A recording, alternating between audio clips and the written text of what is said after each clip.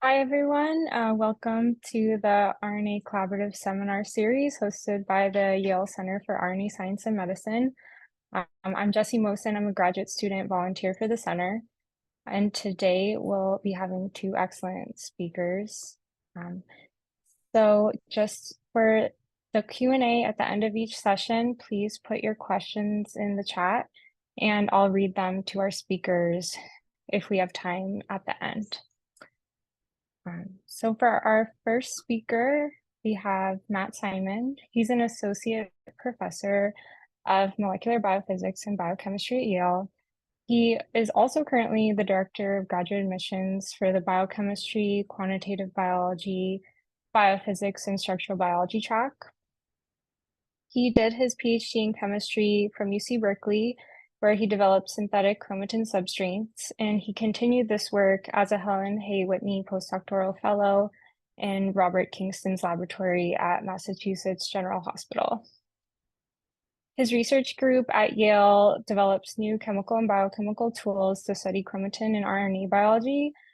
He's especially interested in how large non-coding RNAs influence chromatin gene expression, and his talk today is titled Insights into Regulated Gene Expression from RNA and Protein Chemistry. Great. Thank you so much, Jessie, and thank you to everyone with the RNA Collaborative Seminar Series. It's a real pleasure to get to be able to share our work today. So my lab is interested in regulated gene expression, as you just heard. And today's talk, I'm going to start with some of the chemical tools we've developed to help study these processes. And then I'm going to show how we can use some of these tools in the context of understanding a new post-translational modification that we recently discovered. But to start with, it's fun to just think about the RNA life cycle and how in any given cell, RNA is being synthesized, processed, and degraded all the time. And of course, a lot of the techniques that we use to study RNA these dynamics are invisible to, but we can take inspiration from artists such as Andy Goldsworthy, who in this series of prints shows a piece that he did in which he took red river stone from a river and ground it up very finely and then throws it up into the air. And all of a sudden, with this red river stone dust in the air, you can reveal all of the beautiful air currents that are going on all the time around us. Or similar work that he did reintroducing the red river stone into the river, where then this intense red color really allows you to see the dynamics of the river water in a way that is normally invisible. As RNA biologists, we have some similar tools available. We can use metabolic labels to follow the flow of RNA through a system. And our favorite is 4-thiouridine, although I'll note that there's also ethinyluridine and bromouridine, which are also excellent metabolic labels to study RNA. Traditionally, you add these labels to cells, and as many of you who are part of this series know, these can get incorporated into newly made RNAs, allowing you to follow the flow through the system. And these techniques have been around for a very long time. My lab's contributions are through two fundamental chemistries that we've developed. One, to increase the efficiency of disulfide exchange in order to more efficiently capture 4SU-containing RNAs. And the other is an approach called time-lapse sequencing, which allows us to recode the hydrogen bonds of 4SU to make it into a uridine analog, to make it so that you can identify sites of the metabolic label incorporation by sequencing. And I do want to note that as a technology development lab, we developed time-lapse sequencing. There were a couple of other groups that developed chemistries that accomplish similar things, including tuck sequencing and SLAM sequencing, which I think some of you use. And early on, of course, there were lots of discussions about which was best, and both in our hands and in the hands of others, it's found that actually all three of these approaches to a first approximation give very similar information. And of course, we think time-lapse-seq is the best, but in all cases, they require similar controls and can really illuminate exciting things about RNA, including transcript half-lives, acute changes in transcription, and the different mechanisms of regulation. Just to show you one vignette of how these approaches work for the few of you who may not have encountered these yet, is that this is from a collaboration with Sarah Slavos' lab, who's our neighbors at Yale. And Sarah's lab was studying the decapping enzyme DCP2 and had generated knockout cells missing this decapping enzyme with the logic that when transcripts are no longer decapped, they are stabilized because decapped transcripts are rapidly degraded. So by comparing wild type and DCP2 knockout cells using approaches like time-lapse sequencing, we can see not only that there are RNAs that become more abundant upon knockout of DCP2 as predicted, but also using the mutational content of these reads is possible to see that the new RNA, or that the increase in RNA content is actually because the old RNAs last longer, showing that HOX-A13 is indeed stabilized in a DCP2 knockout line.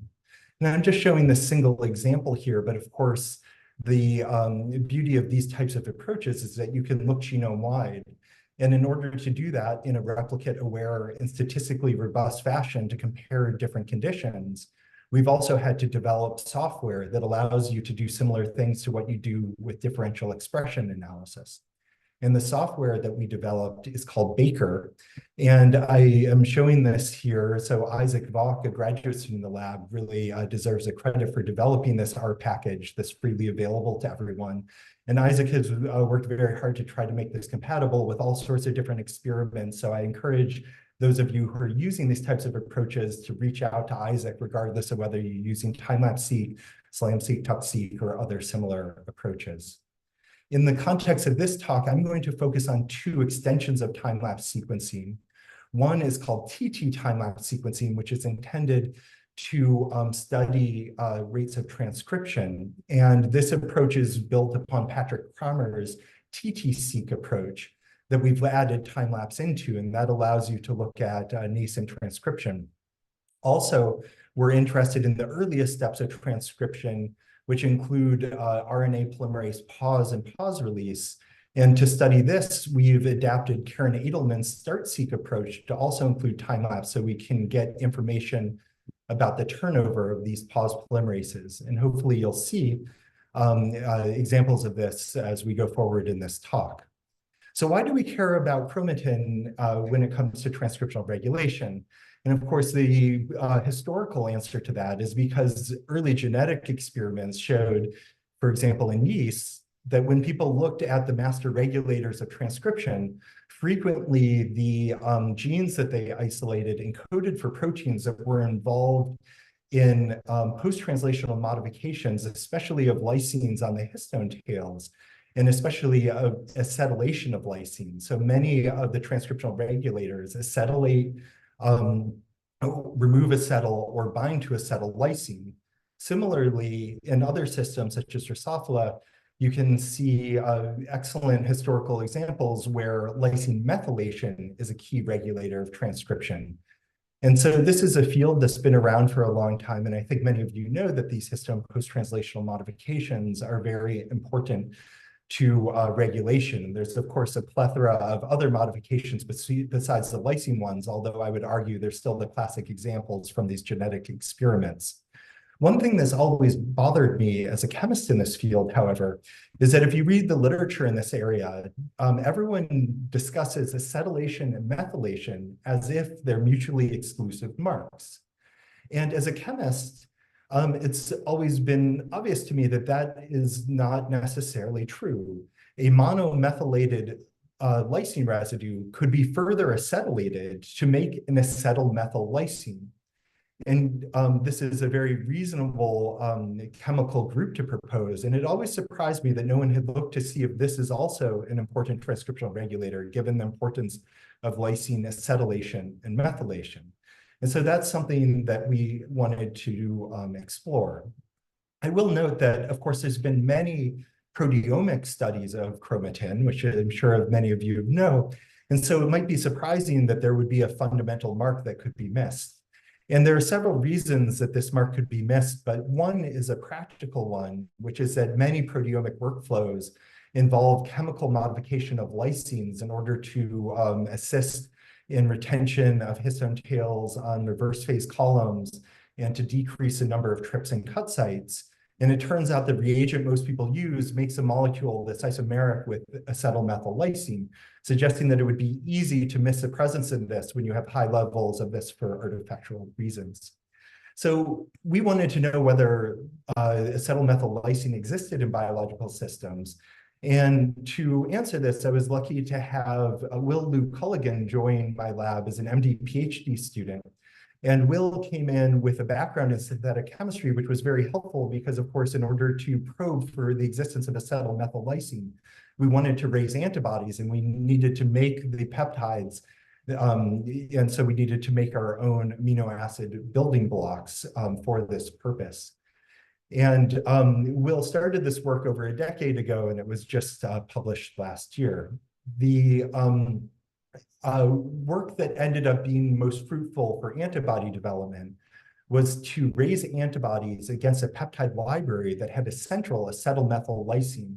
And the idea with this approach, which was taken from literature for other post-translational modifications, is that if you raise antisera against such a peptide library, it should recognize this mark irrespective of the peptide context.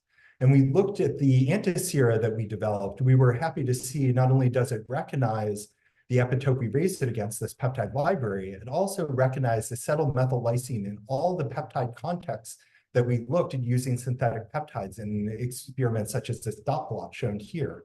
And we did many such dot plots. I'm just going to summarize the results to say that the antibody recognizes acetylmethyl lysine in all of the contexts we tested.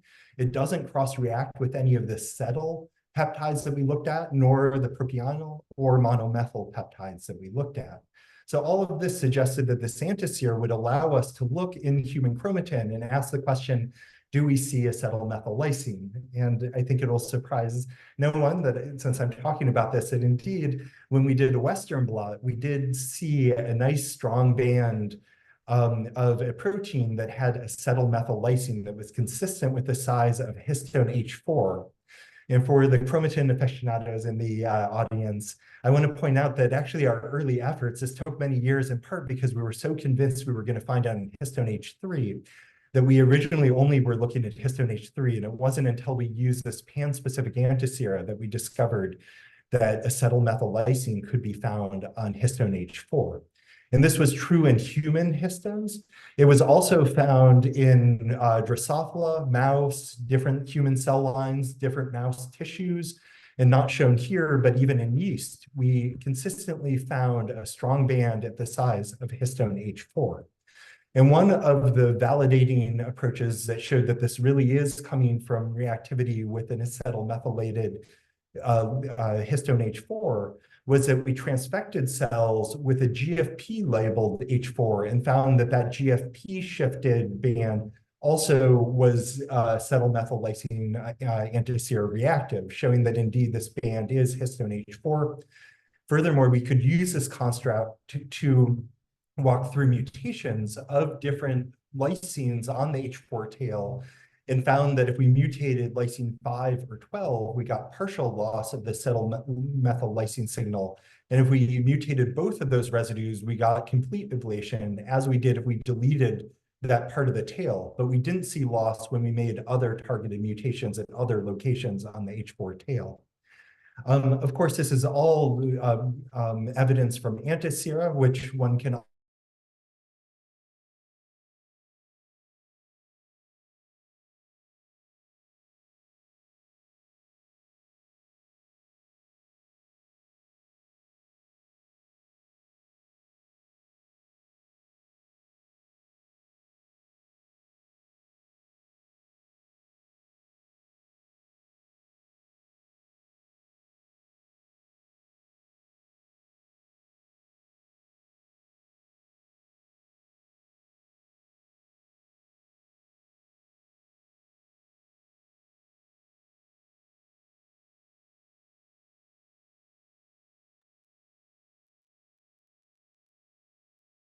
Sorry, everyone, for the technical difficulty. I think we lost Matt for a second, but I'm sure he'll log back on briefly. Thanks for your patience.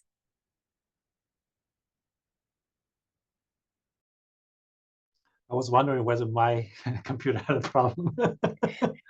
I was wondering that too. I think I'm sure he knows, and he's probably Yeah. just, Let me send him an email too. thank you.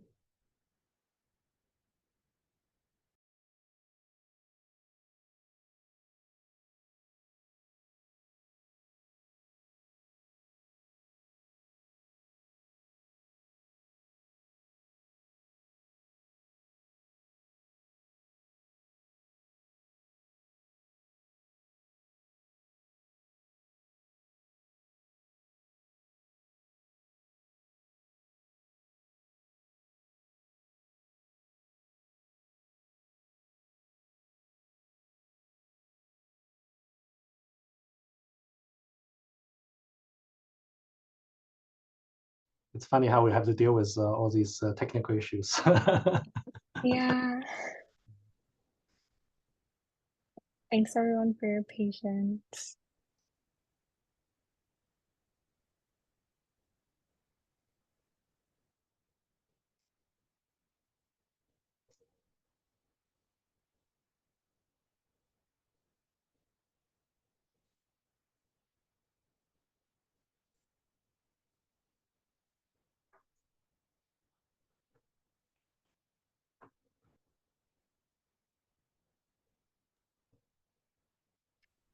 I think we'll definitely wait 5 minutes, and then I guess if he can't log back on, we can continue on. Does He's that back. sound like a...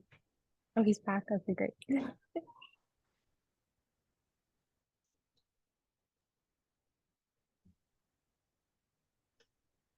We lost you, man. Yeah, can you hear me now? Yes. Yeah. So sorry to everyone on this call, and I'll try to truncate things a little bit so I don't eat into Jun's time here. I assume, did everyone hear, Jessie, can you tell me, did people see the proteomics slide? Is that where we ended? No, I don't. I think this is kind of where we were. Okay. Awesome. So let's see. So pretty much I was saying that we were validating the acetyl methyl lysine band using proteomics together with Ben Garcia's lab. And we were indeed able to find that there were biologically derived peptides that co-elute with our synthetic standards and that had the same distinct fragmentation pattern.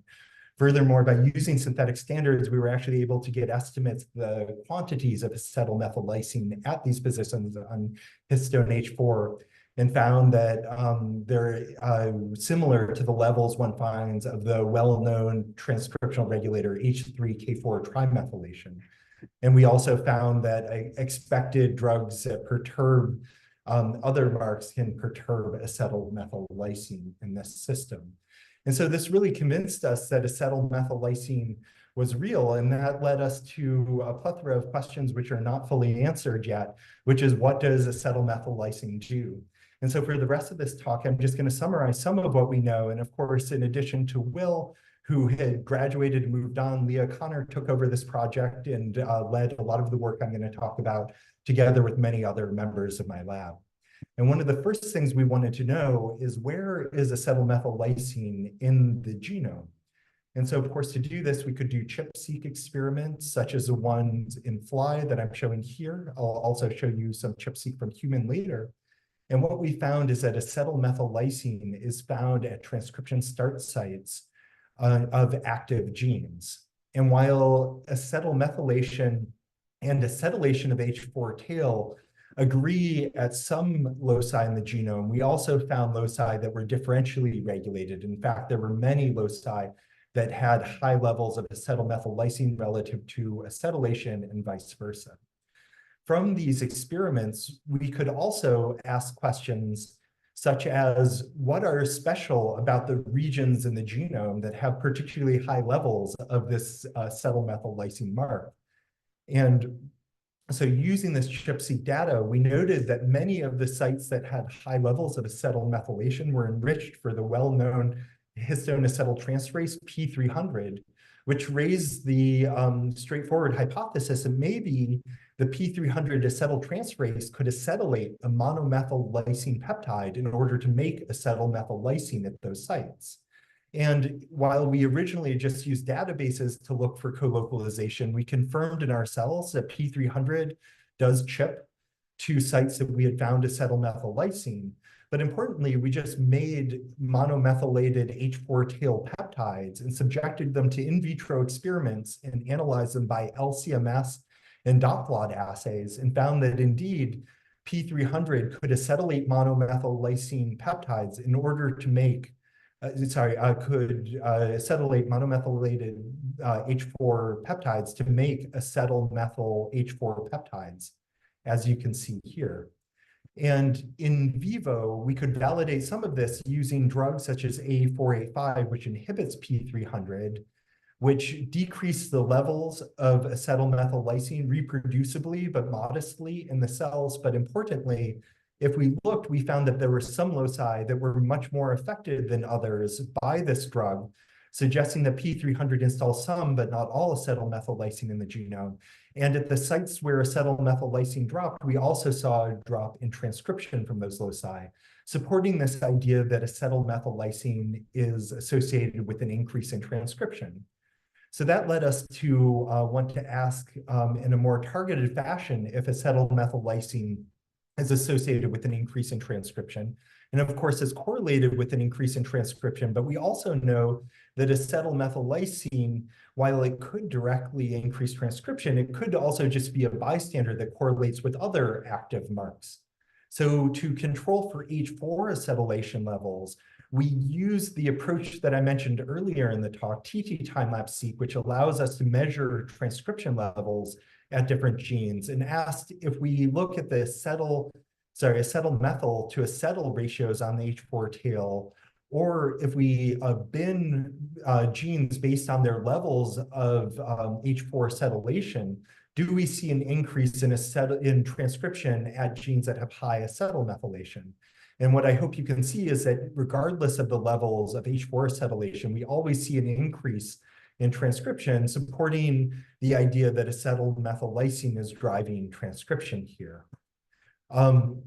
If that's happening, since we know that it's localized to the transcription start site, the two steps in transcriptional regulation that are most likely to have impact are transcriptional initiation or pause release, both of which have precedent for at least acetylation to drive the effect. So then we use this approach that I mentioned earlier, that in the interest of time and because of the Zoom problems, I'm not going to have time to go into in depth, except to say that there's an approach called stall-seq that Josh Zimmer developed that allows us to look at turnover of the RNAs associated with promoter proximal paused RNA pol 2 and distinguish between increases in transcriptional initiation and pause release. And what we found using stall-seq is that the pausing half-lives did not change, suggesting that there is not an increase in rate into productive elongation, but rather we saw an increase in the number of these pause polymerases, suggesting that initiation was increased at loci marked with acetyl-methyl lysine. And so this suggests that acetyl-methyl lysine is involved in transcriptional initiation. Of course, in the longer term, we'd like to be able to genetically specifically perturb acetyl-methyl lysine levels so we can access through direct perturbation. We also wanted to know what biology acetyl-methyl lysine regulates. And so we once again took advantage of the CHIP studies to look at what loci had particularly high levels of acetyl-methyl lysine and found that they were loci that were related to the cell cycle and especially G1 to S phase transition. And when we looked at which motifs were under the acetyl-methyl lysine peaks, we found that they were frequently enriched for E2F family of transcription factors.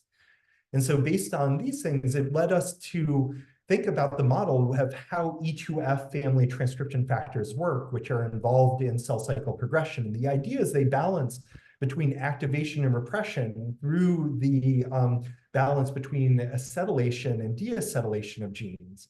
And this led us to the hypothesis that maybe some of the deacetylases that are recruited by E2F are unable to remove acetyl-methyl lysine. And we tested in vivo and in vitro using peptides again and found that indeed HDAC1 and 3, which are two of the histone deacetylases, that are known to be involved in deacetylating E2F targets, indeed are able to remove acetyl, but not acetyl methyl, leading to a clear model for how acetyl methyl lysine could work. And as the last thing I'm going to share before wrapping up here, in order for acetyl methyl lysine to act as an activator, I've been treating it as if it's similar to acetylation, and based on first principles in chemistry, that makes sense.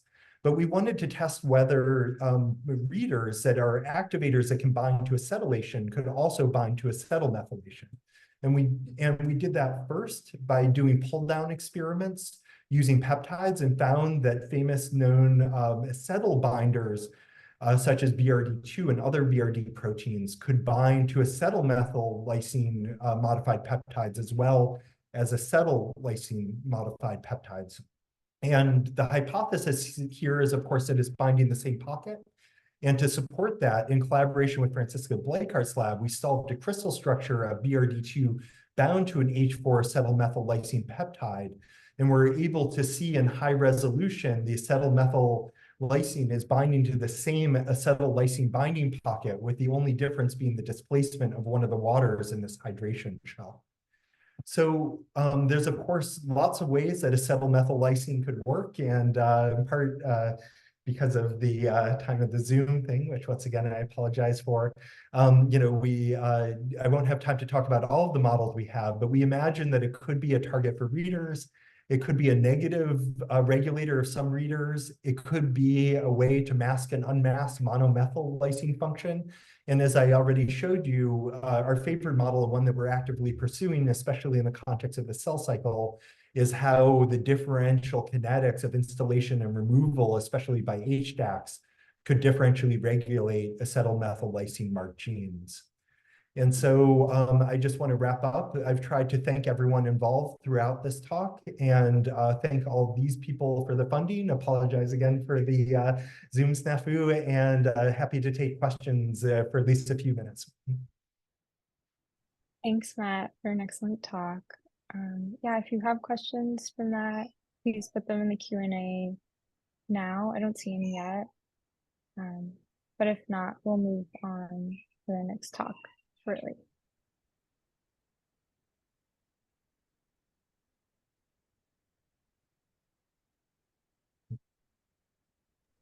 Can I ask a question? Oh, yeah. Yeah. Matt, actually, the first time we're hearing talking about this story, which I think beautiful story. So you mentioned that if it's acetylated first, methylated first, you can get acetylated further. Does the reverse work too? Like if it's acetylated, you get methylated afterwards? Yeah, so this is a great question. So you can imagine any order of operations to happen. The existing biochemistry of known methyltransferases and acetyltransferases favor the methylation first and then acetyl model, but we're very excited about the opposite too, and we're actively pursuing enzymes that take either of those two pathways. So yeah, thank you. Excellent question. We have another question. Which modification happens first, acetylation or methylation? Yeah, so what we've shown so far is that definitely monomethylated peptides can be further acetylated, but it's also entirely possible that the other order happens. And so we're excited and believe that there are going to be multiple mechanisms involved. And I would also say that the P300 that we found, as I said earlier, we don't believe that's the only ACME writer, but it clearly can be one ACME writer, both in vitro and our in vivo data support that conclusion as well. Okay, we have time for one more. They said, I am aware that you did say that it stays as a bystander, but also an activator. How does that dynamic play out? Yeah, I apologize if I was too fast on that. My point is that as with everything in chromatin, there's a challenge, which is that a lot of marks correlate with each other. So it can be very difficult to figure out which are the marks that are actually driving the mechanism, especially in cases like ours, where we don't yet have the ability to use genetic approaches to specifically perturb acetyl methyl lysine and not methylation and acetylation. So given that, we were controlling for the acetylation levels and looking to see whether or not after controlling for acetylation levels, we still see an effect of acetylmethylysine on transcriptional activity and initiation. And the result that we had from those experiments showed that we clearly still see an effect even after controlling for acetylation of the H4 tail. Thank you for the question. Thanks, everyone, for the questions, and thank you, Matt. So our next speaker, Jun Lu, is an associate professor of genetics at Yale. He did his PhD research at Boston University, and his postdoctoral work was completed at the Broad Institute with the support of the William Guy Forbeck Foundation. He currently focuses his research efforts on non-coding and epigenetic regulation of hematopoiesis and cancer. His talk is titled Cell Surface RNAs in Neutrophils. Okay, thank you, Jessie, for the introduction. And it's always hard to talk after Matt, who's a brilliant scientist and a great speaker. I always enjoy discussing science with him. So I will tell you a story about what we recently published on the function of cell surface RNAs in neutrophils. And my guess is most of the audience here are experts in RNA, but may not be everyone knows about neutrophils that much. So I'll give a very brief introduction about what neutrophils are. And the nice pictures you see here actually are neutrophils. So this is a sort of a picture of the hematopoietic system that we work quite frequently with. And this is using a so-called GIMSA stain. Basically, you can see the darker purple stains are labeled the nucleus, whereas the lighter colors will label the cytoplasm. And one of the fun part of the hematopoietic systems is that they give rise to functional cells. Many of them are important immune cells, such as neutrophils, monocytes, and lymphocytes, etc. The second part, of course, interesting about them is that they look really weird. Many other cells don't look like any other cell types you normally see. So neutrophils here, which is highlighted here, this is a picture of human neutrophils. So you can see that their nucleus looks weird. And this turns out to be a sort of a conserved, at least in mammals, feature of neutrophils. And this is a immature neutrophil. You can see in the mouse, you can see the nucleus look like donut as labeled by H2B halo tag. And this is a picture taken by a graduate student, Yasmin Judge, in my lab. So one of the reasons people hypothesize, even though this hypothesis has very little factual support, is that the neutrophil have this shape of nucleus to help them to migrate, to respond to tissue injuries and inflammation. And indeed, this is a video taken as single pictures in the 1950s and made into probably one of the very first cell biology movies that's showcasing a human neutrophil chasing bacteria, eventually succeeded in finding it and engulfing the bacteria and in response to this challenge. So this turned out to be a major function of neutrophils, is to be the first responders in the body towards anything that you can think of, for example, inflammation, tissue damage, or even tumor. So our story started from on these cells, but the reason we've been thinking about cell surface RNA is really because of two beautiful pieces of milestone work. One published by Shen Zhong's lab in 2020, another by Ryan Flynn when he was a postdoc in Caroline Bertocci's lab in 2021. So in Shen Zhong's work, they describe that in the circulating human monocytes, which are in blood, which I'll mention why it's important to mention that they can sequence and find some RNAs that are localized on the outside surface of human cell in disease membrane cells. Whereas in the work by Ryan Flynn et al., they used cancer cell lines to show that at least in some cancer cell lines, the fraction of RNA that can be glycosylated, which they described as one of the modifications to newly be found in RNA, a fraction of these things RNA can be identified on the outer cell surface of these cancer cell lines. And of course, all these cancer cell lines are cultured in the presence of fetal bovine serum. And the reason I mentioned about where they are and how they're cultured in is actually associated with my initial skepticism about whether these things are real or not. Because I said, well, is that true? It's not like because I don't like to believe them, but because there's actually a long history, decades of work showing that there are plenty of RNase activity within human blood as well as serum, as well as animal serum as well.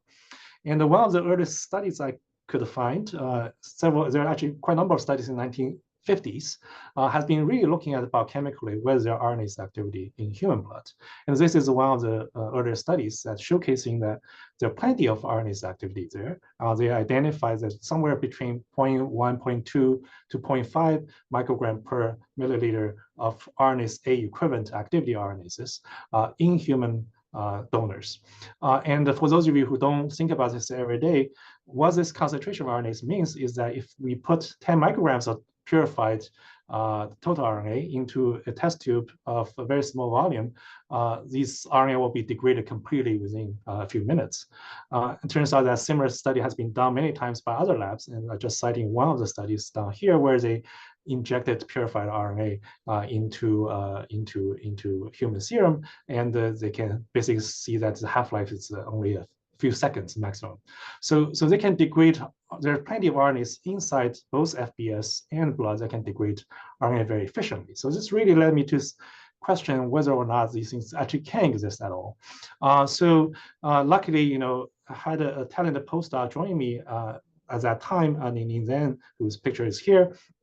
And he joined my lab right at that time. I said, well, both of us read this paper and said, well, are these things truly real? Maybe, I said, well, Nini, do you want to work for a few months, try to see if they're real or not? If they're real, then you have an interesting project to work on. If not, they'll have another interesting project for you to work on.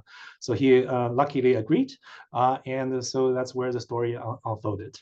So to address whether, we can also identify these glycosylated RNA or RNA on cell surface, we followed the approach by, published by Ryan Flynn et al. By looking at the glycosylated RNAs, and we followed their approach, but using several different cell types. And in this case, we looked at primary purified neutrophils from mouse directly. So these are not cultured cell lines or any cultured cells. So what we can do is we can use a clinical chemistry tracer. This is a sialic acid precursor mimetic that will be able to be incorporated into cells into any glycans that will produce sialic acid as a modification of the glycan chain. So if RNA is truly modified with glycan, then we should be able to purify the RNA. So we purify the RNA, then react this clickable substrate with a biotin substrate through click chemistry to label this with biotin. And with this purified RNA, we can run these on a old school northern blot, then transfer these blots and probe with antibiotin reagents such as streptozide or antibody against biotin. And indeed, we can actually, using this approach, we can see a signal on the blot that indicates that there's RNA seem to be glycosylated. And if these RNAs were treated with RNase A first, before running the gel, and then purified afterwards, you can see the signal is gone. But if we block RNase activity beforehand with RNase inhibitor, the activity still remains, and they are insensitive to proteinase K or DNase I digestion. So it seems to be supporting that there does exist glycosylated RNAs in neutrophils. But this doesn't address my initial skepticism, which is whether they're actually on cell surface or not.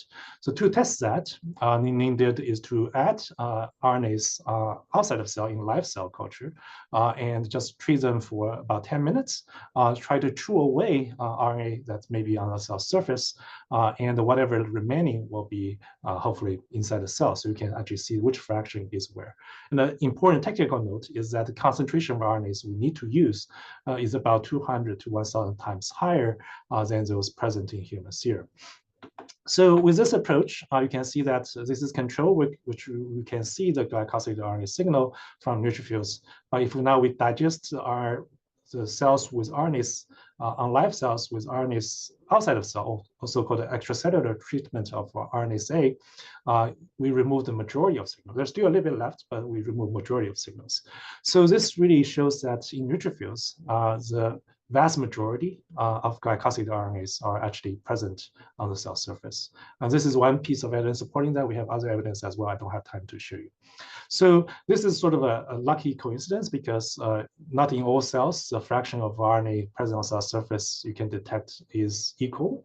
Some cells has more, some cells have fewer. With this, and I said, well, they are actually real. So what should we do next? So we had a extensive discussion with Nini and say, okay, what should be an interesting question next? And then we both of us agree that we should really address their functions. So the reason is practical because without functions, it's very hard to find funding.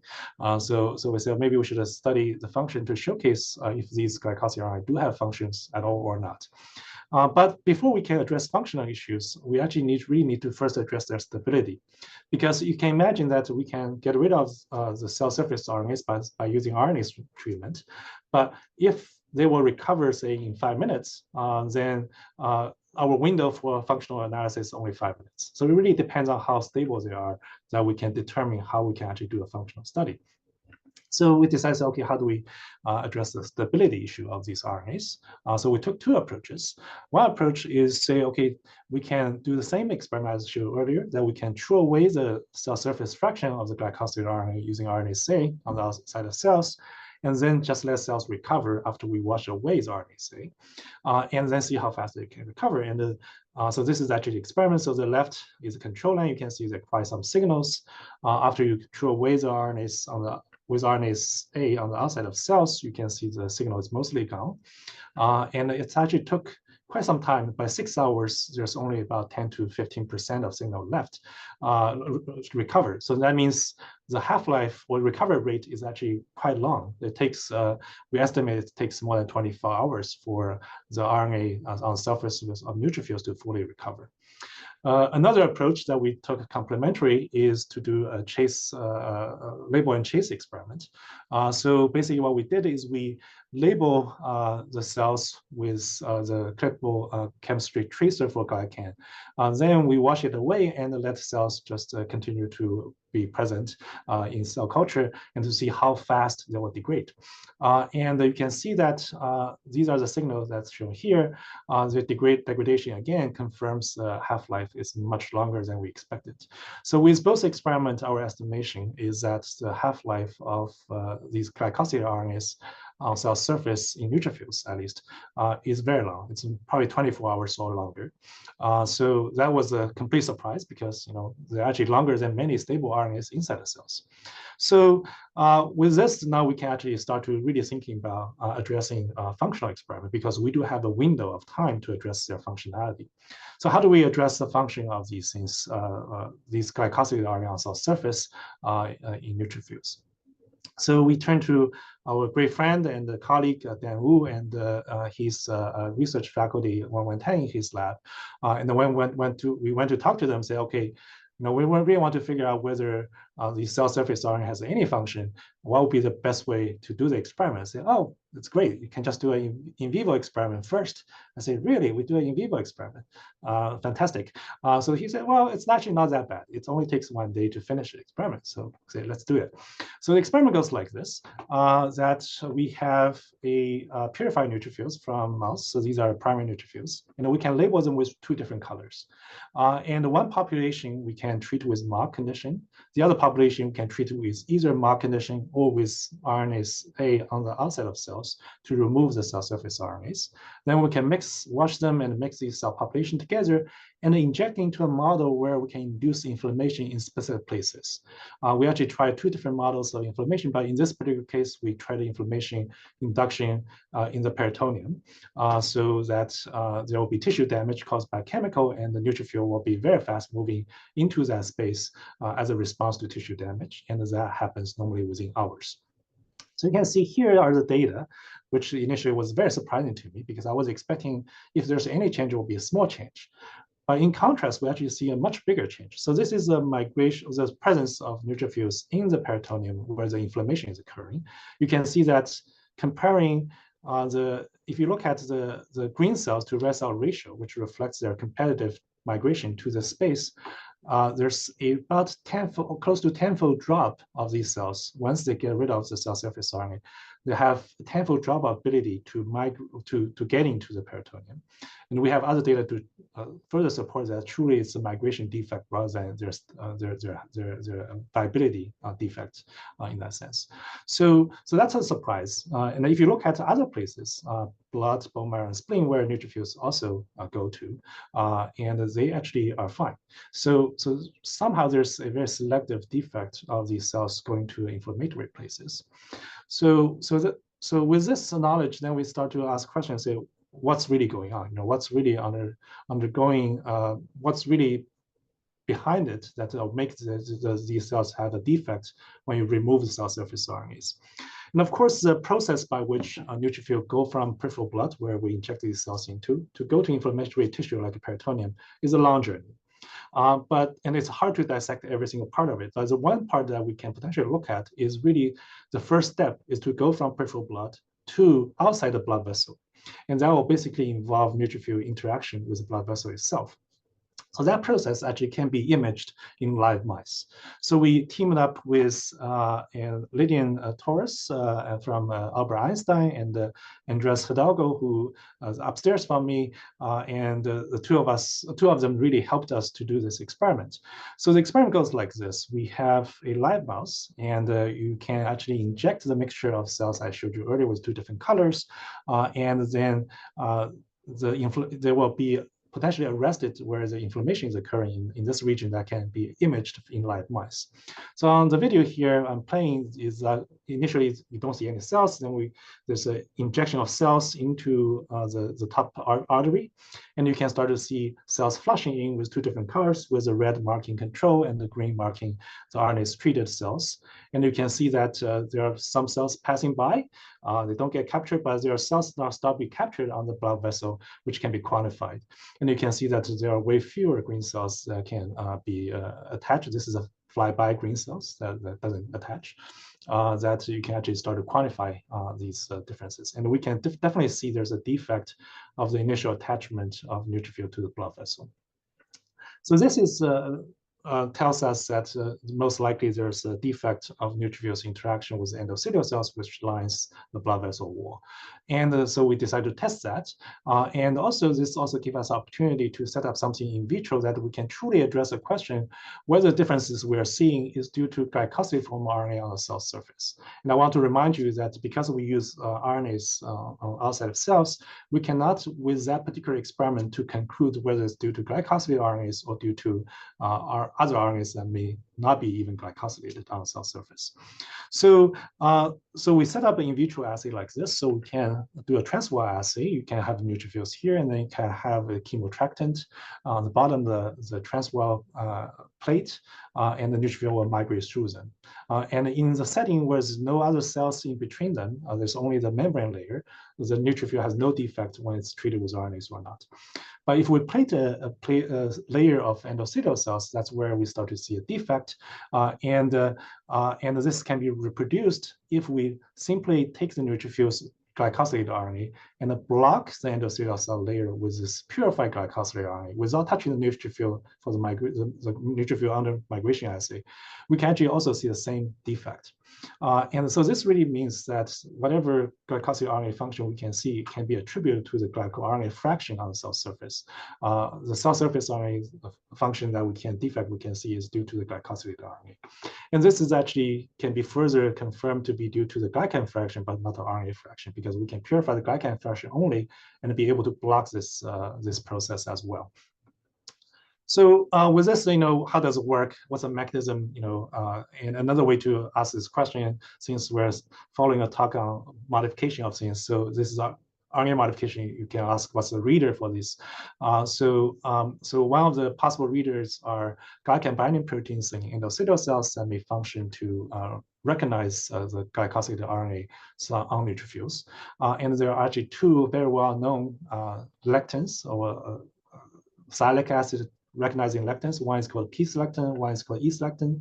Both of them were discovered in the 1990s, and they're known to be important for the migration of neutrophils.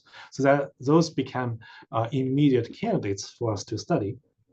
And we showed that the p-selectin actually seemed to be the one that actually recognized the glycosylated RNA.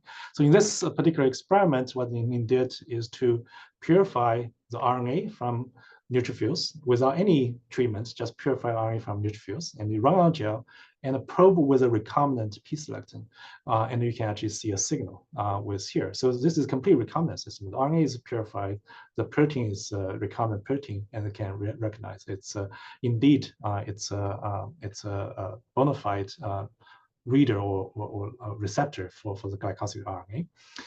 And we can further confirm this by knocking out p-selectin in the endothelial cells to show that there's a reduction of the ability of purified glycoRNA to bind to endothelial cells. So you can see the shift of this FACS plot, where the red is a wild-type control endothelial cells, and the blue is the knockout endothelial cells. And of course, there's still some signal remaining, suggesting there may be additional receptors as well. So so now we figure out they're real, they're quite stable. At least we found one function. I believe there must be additional function in the future. Someone may discover them. And then we also find at least one reader for these glycosylated RNAs from neutrophils. Another question we were bothered about at the time was the biogenesis process, how they're actually made.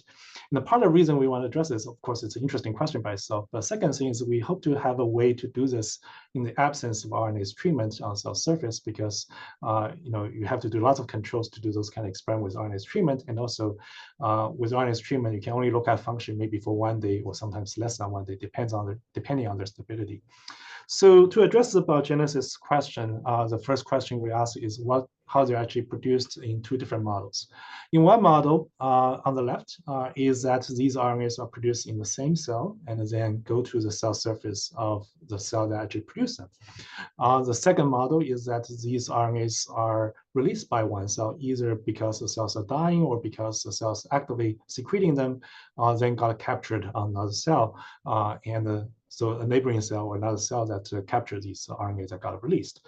So to figure out which of these 2 mechanisms is possible, we designed an experiment. Actually, the data you actually saw earlier, we just copy the same data over for the mentioning, complete different setting, is that we designed this experiment where we take, again, 2 population neutrophil labeled with 2 different colors.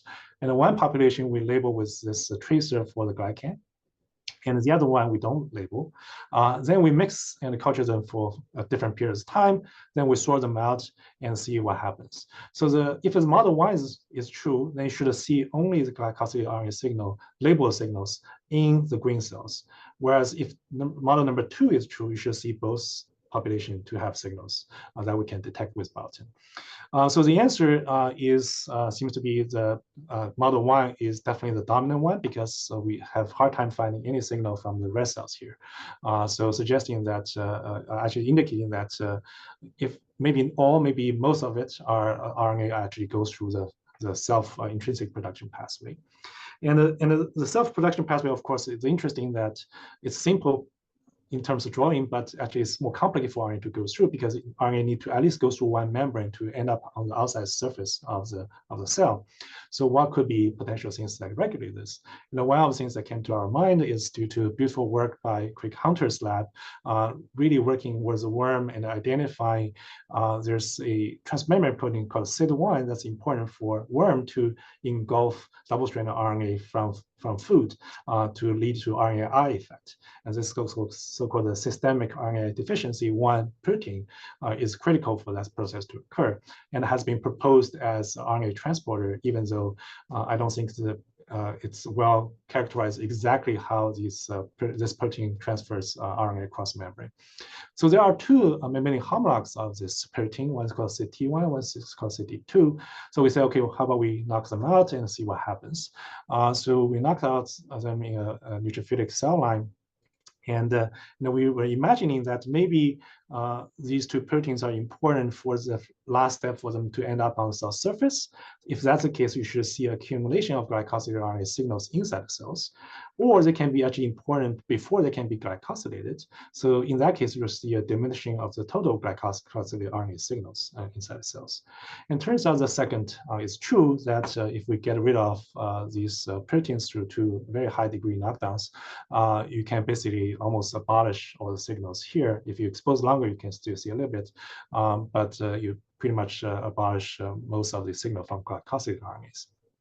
And we can further show that if you get rid of these two proteins that's creatively helping RNA to transfer across membrane, they can mimic our RNase treatment on cell surface experiment by that they actually have a decreased transmigration across the endothelial cell layer. And if you put RNase to treat again on top of these cells, they don't do anything more, so indicating they're in the same pathway. So, so here is a sort of summary and a hypothetical model, because many of the details or no one has direct evidence supporting them. And also this is a model both based on our work as well as two very beautiful archive manuscripts uploaded by Ryan Flink's lab. So as most likely is RNA are produced inside a cell, and the subpopulation of these RNAs is modified first probably with either one modification or more than one modification, that these modified RNA can potentially go through a transmembrane transporting activity into vesicles to be glycosylated, and through other data I didn't show you, and other data published in these manuscripts, that these proteins are most likely to be protected by proteins. And these protected RNA with glycan protruding outside them can potentially be recognized by receptors such as p-selectin. And in the case of p-selectin, there's another well-known protein ligand, and we think there's cooperativity between them, although we don't have direct evidence yet. And this will be important for the neutrophil to be attaching to endothelial cells, eventually transmigrate to deal with inflammation and tissue damage. So with this, I just want to, I think I thanked the people already along the way, but just want to mention that I really enjoyed lots of stimulating and fun discussions with Ryan Flink and Shen Zhong. And I'm part of Yale Center for RNA Science and Medicine, and also Stem Cell Center, which my lab is located in, genetics, as well as Yale Cooperative Center of Excellence in Hematology. I'll stop here and happy to take questions. Thanks, Jun. All right, the first question is, will the cells with the cancer cell lines presented on the surface still be able to avoid inducing a primary immune response? Yeah, that's a very interesting question. Let me think. Will the cells with a cell line presented on the surface still be able to avoid inducing a primary immune response? Yeah, I don't think we have, or anyone I'm aware of, have looked at this carefully, this process. I see your point. So potentially, maybe this will be recognized by receptors that recognize RNA. The challenge, of course, is we currently don't know on these cancer cell lines, and to my knowledge, no one has carefully looked at them yet, at least not published, in terms of what's the form of RNA. Are they completely protected by proteins, so the RNA recognizing receptors cannot have access to them, or they have stretches of RNA that's most likely double-stranded because they're slightly more stable, that can actually be naked to be recognized. So that part, I don't know the answer. Yeah. The next question, given that neutrophils undergo netosis during infection response, is it possible that the second model of glycoRNA propagation could also occur during an infection? Yeah, so that's a great question. So, so in our case, the experiment we did to look at the model 1 versus model 2 are neutrophils that we try to avoid activating them in culture. So we haven't looked at whether the same model is true during sort of inflammatory response and during netosis response. Now, with that said, even with our cultured cells, neutrophil, many of you probably know that if you culture for long enough, many cells will die. even with longer days of culture where we see quite some cell deaths, we still don't see this transfer of capture model. So suggesting that maybe they're released, but they may not be actively captured, at least in the case of neutrophils. But with that said, whether it happens in vivo or not, we don't know, and whether it happens in other cell types, we don't know. So I think it remains still as a possibility in certain cell types. Maybe the second model can still be true. And our last question is, they were wondering if you see any glyco small RNAs. Yeah, so the answer to that is, turns out all these RNAs that we detected actually small RNAs, and we have evidence supporting that. And the reason they run much higher on the denaturing agarose gel, we believe, and also I think Ryan Flynn also has similar interpretation, is that the running pattern is determined mostly by the glycans, not by the RNA, because RNA is a much smaller stretch, and many of the glycans you probably know is not that as much charged as RNA. So they also add to more mass, so they don't migrate as fast. Great. Well, thank you for your talks, Jun and Matt, and thank you for everyone who tuned into Yale's RNA Collaborative Seminar. The next seminar will be on May 22nd, and it will be hosted by Cambridge.